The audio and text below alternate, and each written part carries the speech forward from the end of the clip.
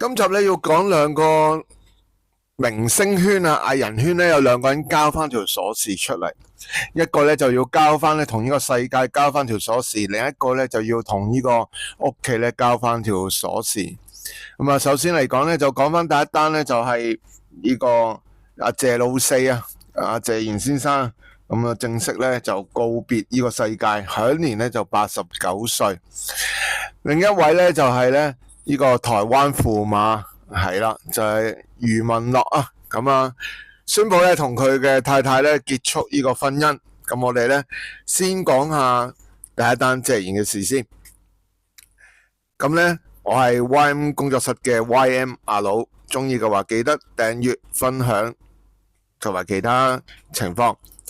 好啦，咁咧就著名嘅影星啊，我哋大家都知道佢係謝霆鋒嘅爸爸四哥啊，咁啊離世，享年就89歲啊。咁啊都回顧下佢嘅生平啦吓。16歲嗰時入行啊，咁就拍過無數以百計嘅電影啦、電視劇，同埋咧個人真係老四啫謝賢先生咧就係俾人感覺係呢個風流，但係就唔下流啊！最後一部主演嘅電影叫做《殺出個黃昏》，飾演退休殺手係佢2022年首次奪得香港金像獎最佳男主角。咁因為當時已經都80幾歲啦，之後就好少再喺公眾面前露面啦。咁啊，大家都知道啦，佢嘅以前同阿迪波拉有一對仔女，就係分別係謝霆鋒啦，同埋謝婷婷。咁佢哋咧兩兄妹咧就一齊咧，琴日啦公布咗佢哋爸爸嘅死訊。咁佢哋咁講嘅，喺經歷咗一段時間嘅健康轉差之後咧，佢平靜咁咧走完精彩而豐盛嘅一生。咁啊，同埋形容咧佢哋爸爸咧係一生咧才華橫溢，成就非凡。深信咧佢嘅風采同埋精神咧會繼續留喺大家嘅心目中。謝霆鋒咧，另外咧喺社交平台表示咧，父親咧即係阿謝賢啦，就將一生奉獻俾影視同埋娛樂，希望咧將歡樂同埋笑容帶俾每位觀眾。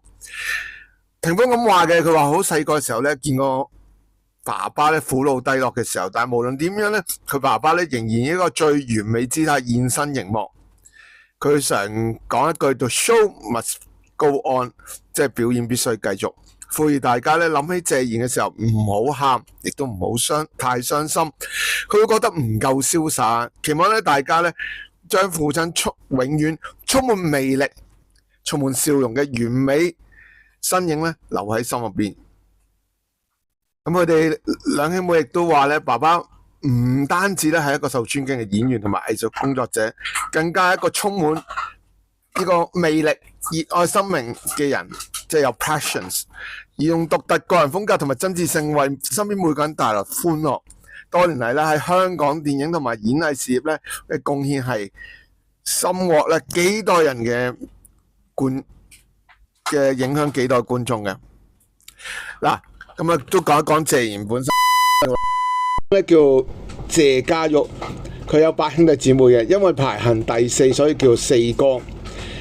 1953年嘅時候咧，佢用16歲嘅年齡咧考入咗領光電影公司咧演員訓練班。高峰期咧曾經1年咧拍咗14部電影。講真，而家都好難，即係一年拍14部電影啊！謝賢首部電影叫做《留下關水喉》，其後擔任多部咧粵語電影嘅男主角，包括《三妻奇案》、《歡喜冤家》、《難兄難弟》。特別難兄難弟就好出名啦。1970年代咧加入無線電視首劇，咁啊去到1970年代咧，佢就正式加入咗無線電視拍電視劇啦。首部電視劇叫做《蕭十一郎》，其他經典劇集包括《千王之王》，我睇過啊，《萬水千山總是情》都有啲印象，但係唔係好記得。咁咧，佢嘅生活咧亦都好多姿多彩嘅。佢曾經一句名言啦：男人可以風流，但係唔可以下流。佢有個2段婚姻嘅，1974年咧同首任嘅太太台灣女演員甄珍咧結婚，1977年嘅時候離婚。咁啊，第2任咧迪波拉啦，1979年結婚，婚後咧就分別誕下咗謝霆鋒啦同埋謝婷婷。咁1980年代咧，曾經移民過加拿大，更加咧曾經試過飾演啊，唔拍戲從商。最終咧喺1995年咧翻嚟香港，同年咧亦都同狄波拉離婚。咁啊，2005年咧就自然同上海女子 Coco 呢個相戀，咁啊都拍咗成7年先分，2012年先分手嘅。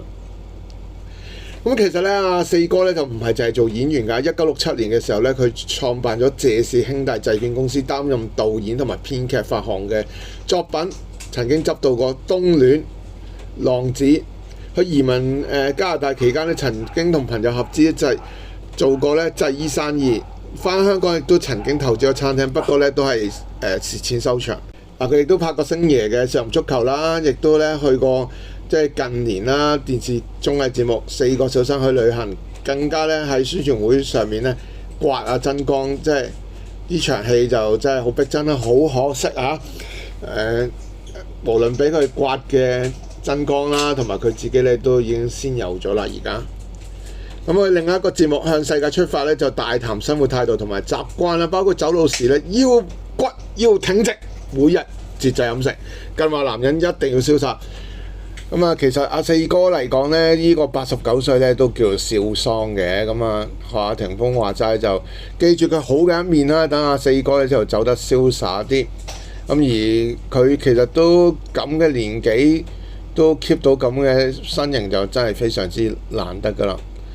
咁啊，大家咧可以難過，但係就唔好太傷心。我相信啊，四哥都唔想咧支持佢嘅人見到佢咁樣咧，令到佢掛心啊。好啦，呢段咧就講到呢度先。